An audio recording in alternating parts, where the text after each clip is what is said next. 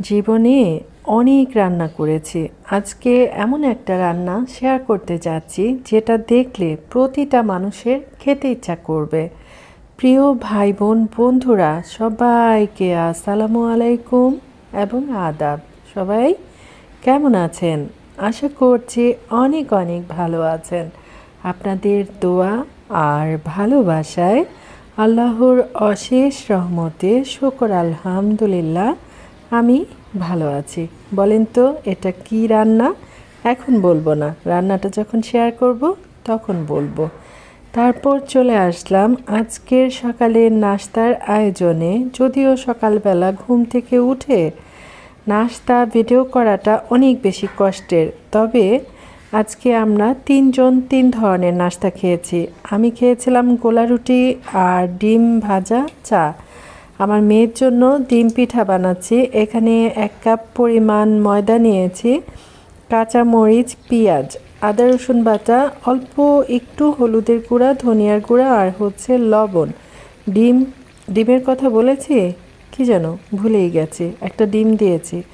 এই নাস্তাটা আমার মেয়ে তো অনেক বেশি বেশি পছন্দ করে, যার জন্য ওনার জন্য এটাই বানিয়ে দিলাম। তাছাড়া অনেক দিন মেয়ের জন্য ডিম পিঠা বানানো হয় না, আর এই নাস্তাটা আমার মেয়ে অনেক বেশি বেশি পছন্দ করে খেয়েছিল। আর তার মুখ থেকে শুনেন সে এই পিঠাটা কত বেশি বেশি পছন্দ করে। ঠিক আছে, থাকেন আমার সাথে। Thank you. এটা তোমার অনেক পছন্দ না? অনেক পছন্দ। আচ্ছা, তারপর চলে আসলাম দুপুরের রান্নায়। পাট শাক কি বলে, আমার অনেক বেশি বেশি পছন্দ, কিন্তু পাট শাক কীভাবে কাটাকুটি করে এটা আমি ঠিক ভালো করে জানতাম না। আমি যেভাবে কাটাকুটি করতাম সেটা করতে করতে সারা বেলা শেষ হয়ে যাইত। তো আমার ছোটো আপার কাছ থেকে শিখেছি পাট শাকের যে মাথাটা আছে ভেঙে ভেঙে নিয়ে ফেললে হয়ে যায়। তারপর ধুয়ে তারপর বটি দিয়ে কুচি করে কেটে নিলেই পাট শাক কাটা হয়ে যায়। তো আজকের রান্নায় আছে রুই মাছ সর্ষে দিয়ে রান্না করব আর পাট শাক রান্না করব। গতকালকে আপনাদের সাথে যে একটা লোভনীয় ডাল শেয়ার করেছিলাম, সে ডাল অল্প একটু আছে, সে কারণে আজকে আর ডালটা রান্না করব না। এই যে আমি একটু হলুদ সর্ষে নিয়েছি, 4টা কাঁচামরিচ আর হচ্ছে টমেটো, ধনিয়া পাতাটা আমি একসাথে ব্লেন্ড করব না, যদি ইচ্ছা হয় উপরে দিব আর কি। আর এই যে চুলা রান্নাঘর পরিষ্কার পরিচ্ছন্ন করে তারপর চলে আসলাম দুপুরের রান্নার আয়োজন করতে। সরি, আয়োজন সম্পূর্ণ হয়ে গেছে, এখন শুধু রান্না করার পালা। তো শাক পাতা ধোয়া হয়ে গেছে, এখন ধীরে ধীরে একটা একটা করে রান্না করব, একটা একটা করে শেয়ার করব। প্রিয় ভাই বোন বন্ধুরা, সম্পূর্ণ ভিডিও না দেখলে আজকের লোভনীয় রান্নাটা মিস হয়ে যাবে। সবার কাছে বিনীত অনুরোধ থাকবে ভিডিওটা অবশ্যই শেষ পর্যন্ত উপভোগ করবেন, আর লোভনীয় রেসিপি দেখে রান্না করে খেয়ে আমাকে কমেন্ট করে জানাবেন কেমন হয়েছিল খেতে। আর এখানে পেঁয়াজ, কাঁচামরিচ, রসুন এগুলা একটু ব্রাউন কালার করে ভেজে তারপর পাট শাকটা দিয়ে দিয়েছি। পাট শাক রান্না আমরা সবাই জানি, তারপরও আজকে কি রান্না করছি সেটাই আপনাদের সাথে শেয়ার করার জন্য ছোট্ট করে একটু শেয়ার করলাম। আর শাক পাতার সাথে শুকনা মরিচ ভাজা হলে আমার তো আর কিছুই লাগে না। অনেক মজা করে খেয়েছিলাম। যেহেতু খাওয়া দাওয়া শেষ করে আমি ভয়েস দিচ্ছি, এখানে একটু সরিষার তেল, আদা রসুন বাটা, হলুদের গুঁড়া, মরিচের গুঁড়া, লবণ এগুলা দিয়ে মেখে রেখে দিয়েছিলাম প্রায় ঘন্টাখানিক। তারপর চলে আসছি মাছগুলা ভাজাভুজি করার জন্য। যেহেতু আজকে সর্ষে রুই রান্না করব, সে কারণে আজকে রান্নায় সরিষার তেলটা ব্যবহার করেছি, সে কারণে একটু ফেনা ফেনা উঠে আছে। আর এই তো চোখের পলকে মাছগুলা ভাজা হয়ে গেল। আর মাছগুলা একটু লালচে করে ভেজে নিয়েছি, কারণ হচ্ছে আমার মেয়ে মাছ যদি ভালো করে ভাজা না হয় তাহলে কিন্তু সে খেতে চায় না। আর রান্না করার জন্য সব কিছু রেডি আছে।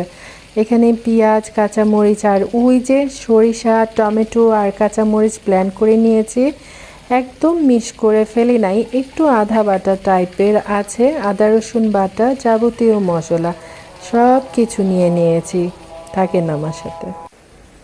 যেহেতু অনেকগুলা তেল দিয়ে মাছটা ভাজা হয়েছে, সে কারণে এখন খুব বেশি তেল ব্যবহার করি নাই। এখানে পরিমাণ মতো তেল দিয়েছি, পেঁয়াজ দিয়েছি। পেঁয়াজটা যখন ব্রাউন কালার হয়ে গেছে, আমি আমার টেস্ট অনুযায়ী যাবতীয় মশলা দিয়ে মশলাটা খুব ভালো করে কষাই নিয়েছি। আর তখন কিন্তু সর্ষে বাটাটা দেই নেই। তো প্রথমে খেয়াল করবেন মশলাটা খুব ভালো করে কষাই নিয়ে তারপর আমি আবার সরিষা, টমেটো যে কাঁচামরিচ দিয়ে পেস্ট করে রেখেছিলাম সেটা দিয়ে দিলাম। এখন অল্প করে একটু পানি দিয়ে দিলাম। এখন খুব ভালো করে এটা আবার নাড়াচাড়া করে কষায় নিব। প্রতিটা রান্নার ক্ষেত্রে আলাদা আলাদা নিয়ম আছে, কথাটা সব সময় বলে থাকি, তাই না বলেন? তো এটা কষানো হয়ে গেছে। এই যে দেখেন, কষাতে কষাতে তেলটা কিন্তু ছেড়ে দিয়েছে। এ পর্যায়ে এসে কি করছি, ভেজে রাখা যে মাছ আছে সেই রুই মাছটা দিয়ে দিলাম। তারপর কি করব জানেন, যে কড়াইটাতে আমি মাছগুলা ভেজেছিলাম সেই কড়াইটা ধুয়ে এটার মধ্যে পরিমাণ মতো পানি দিয়ে দিব। তারপর খুব ভালো করে মিক্সড করে দিয়ে রান্না করে নিব। আসলে এই রান্নাটা আমি কেন করছি জানেন? আমার মেয়ে আমাকে জিজ্ঞেস করে, আম্মু তোমরা তো সর্ষে ইলিশ খেয়ে থাকো, আমি তো ইলিশ মাছ খাই না। আর আরেকটা কথা হচ্ছে, মেয়ে যেহেতু ইলিশ মাছ খায় না, আপনাদের ভাইও খুব একটা পছন্দ করে না, সে কারণে আমার বাসায় ইলিশ মাছটা খুব একটা আনাই হয় না। মেয়ে রুই মাছ খেতে ভালোবাসে, তেলাপিয়া মাছ খেতে ভালোবাসে, এগুলাই আনা হয়। আর যে কথা বলছিলাম, মেয়ে আমাকে বলে তোমরা তো সর্ষে ইলিশ রান্না করে খাও, অন্য মাছ দিয়ে কি সর্ষে দিয়ে রান্না করা যায় না? আমি বলি হ্যাঁ যায়। বলে তাহলে আমাকে রুই মাছ ভেজে সর্ষে ইলিশ রান্না করে দিবা। বললাম তো ঠিক আছে, তোমাকে রান্না করে দিব। তো সে কারণে আজকের এই আয়োজন। সত্যি কথা বলতে কি, খাওয়া দাওয়া শেষ করেই তো বলছি এত বেশি মজার হয়েছিল, সর্ষের ফ্লেভারটা এত বেশি সুন্দর। আমি চিংড়ি মাছ দিয়েও কিন্তু সর্ষেটা রান্না করে খেয়ে থাকি, অনেক বেশি মজা লাগে। আর চুলার আঁচটা কিন্তু আমি একদম কমে রেখে উল্টে পুল্টে রান্না করে নিচ্ছি। তেলটা ছেড়ে দিয়েছে, এখন হচ্ছে ফাইনাল লুক শেয়ার করার পালা, তাই না বলেন? দেখেন, দেখতে যেমন লোভনীয় আর সুন্দর হয়েছে, খেতেও অনেক বেশি মজা হয়েছে। আমার বারবার মনে হচ্ছিল, আহারে এত মজার একটা রান্না আমার প্রিয় ভাই বোন বন্ধুদের যদি আমি খাওয়াতে পারতাম তাহলে বোঝাতে পারতাম রান্নাটা কত বেশি মজার হয়েছিল। তো যাই হোক, আপনাদের সাথে শেয়ার করার জন্য আমি আবার এটার উপরে অল্প করে একটু ধনিয়া পাতা দিয়ে সাজিয়ে নিলাম। দেখতে অনেক বেশি সুন্দর লাগছে, তাই না? তো যাই হোক, আজকের রান্নার অনেক বেশি প্রশংসা হয়ে গেছে, কারণ আছে আসলে খেতে অনেক বেশি ভালো লেগেছিল। তারপর নিয়েছিলাম কাঁচা আমের ভর্তা খাওয়ার জন্য, আবার আপনাদের ভাইয়াকে একটু সালাদ কেটে দিলাম। তারপর কি যেন কাঁচা আমের ভর্তা খাওয়ার জন্য আমগুলা একদম কুচি কুচি করে কেটে নিচ্ছি। আমার আবার গ্রেড করে নিলে মনে হয় কি মুখে লাগে না, সে কারণে আমি বটি দিয়ে একটু পাতলা পাতলা করে কেটে নিলাম।